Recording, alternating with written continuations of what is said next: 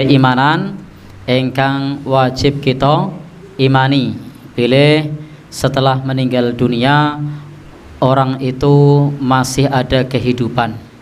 Meninggal bukan berarti urusannya selesai.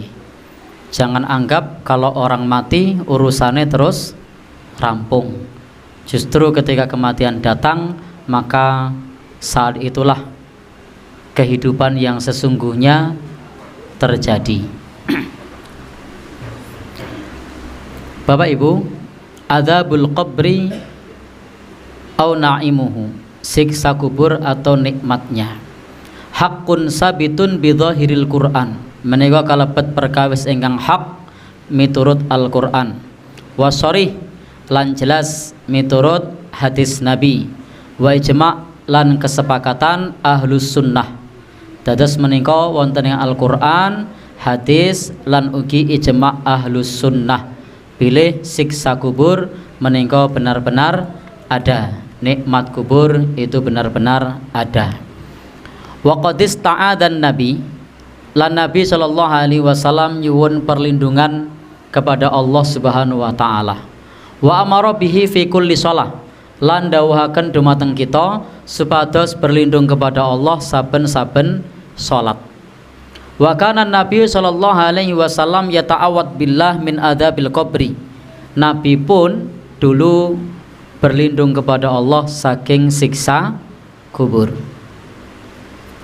Wa qala Nabi sallallahu alaihi wasallam, la Nabi sallallahu alaihi wasallam sampun ngendika fi hadis wonten hadis Al-Barra ibn Azib, hadis Al-Barra ibn Azib al-masyhur fi qissati, engkang masyhur di dalam kisah fitnah kubur. Qala fil mu'min, Nabi ngendika perkawis engkang menimpa orang yang beriman, fayunati, maka akan dipanggil. Dados orang yang beriman kala akan dipanggil panggilan dari langit, sadaqa abdi, hambaku benar, fafrishuhu minal jannah, maka bentangkanlah permadani dari surga, wal bisuhu minal jannah, dan berikanlah pakaian dari surga, waftahu lahu baban minal jannah, dan bukakanlah untuknya pintu ilal jannah, menuju surga.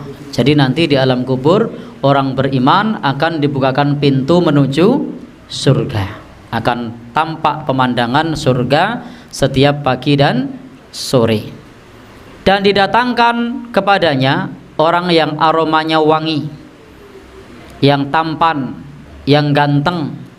Kemudian pula diluaskan baginya kuburnya mudda basarihi, sejauh mata memandang. Siapakah ini? Ini orang yang beriman. Maka orang yang beriman nanti wonten ing alam kubur akan didatangkan padanya permadani dari surga, akan didatangkan pakaian dari surga, akan dibukakan baginya pintu menuju surga, sehingga ditampakkan padanya surga pagi dan sore, dan akan ditemani amal solehnya dalam rupa orang yang tampan, yang wangi, dan kuburnya pun akan diluaskan seluas mata memandang. Maka penghuni kubur ingkang pikantuk nikmat mekaten berdoa kepada Allah, ya Allah, segerakanlah hari kiamat. Kenapa pengen disegerakan? Pengen segera masuk ke dalam surga. Kenapa? Sebab al-qabru awwalu manazilil akhirah, kubur itu fase pertama di akhirat. Barang siapa yang selamat di alam kubur, faman naja minha fama ba'dahu aisar, maka sesudahnya akan lebih mudah. Dan barang siapa yang kesulitan padanya, fama ba'dahu asyad, maka sesudahnya akan lebih sulit. Baik, Bapak Ibu yang berbahagia yang dirahmati Allah Subhanahu wa taala. Jadi alam kubur adalah fase pertama. Kalau baik maka nanti masuk surga. Kalau di alam kubur disiksa, naudzubillah, nanti masuk neraka. Wa qala fil kafir, Dan Nabi bersabda terkait orang kafir nanti akan dipanggil panggilan dari langit. Kemudian disebutkan kadzaba abdi, hambaku berbohong, fafrishuhu minan nar, maka bentangkanlah tempat tidurnya dari api neraka, waftahu lahu baban minan nar, dan bukakanlah untuknya pintu menuju neraka. Maka neraka ditampakkan padanya pagi dan sore. An-naru yu'raduna 'alaiha ghuduwan wa 'ashiyya. Api neraka ditampakkan padanya setiap pagi dan sore. Maka didatangkanlah padanya seorang yang buruk rupa, yang aromanya tidak enak, dan kuburnya pun disempitkan. Siapakah orang yang menemani itu? Dia adalah amal buruknya.